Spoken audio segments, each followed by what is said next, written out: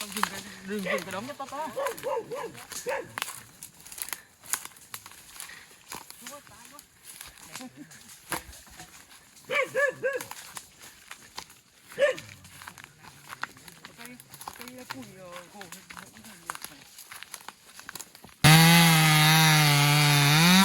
Không không.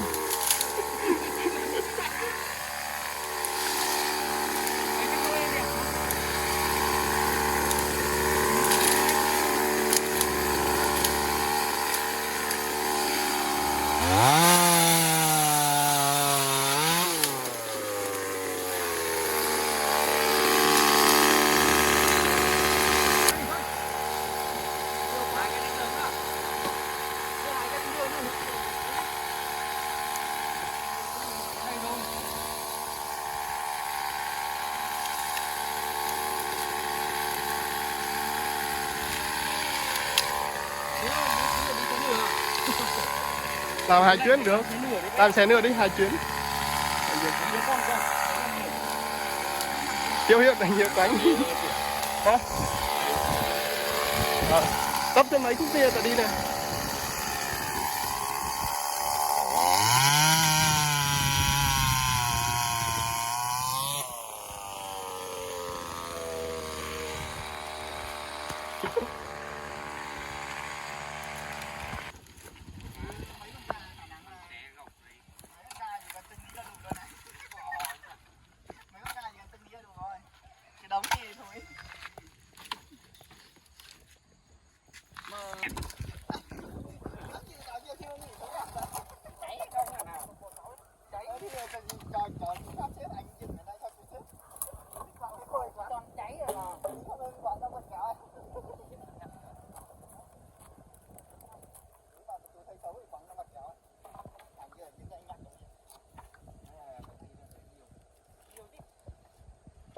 Chắc mới thấy có cây nước.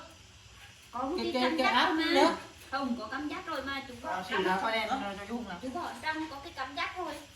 Chắc thấy có một con cây chia cái áp nước. Không ạ, nhưng còn cái cắm dắt là nội đối mà. Này mưa vẫn có rồi, vẫn còn. Còn này trên ngó thấy mồi có cây áp mưa lắm. hút nước suội mà. Thịt giá ăn được. Cầm dao thớt nào với lại chỉ chặt mấy lá chuối được mà. Đừng có dao, kẹo á, kẹo một cắt. Kẹo cực to to. Chứ mà đang kéo cứng nhà toàn kéo nhỏ nhỏ. Có cái kéo to to thì cũng được.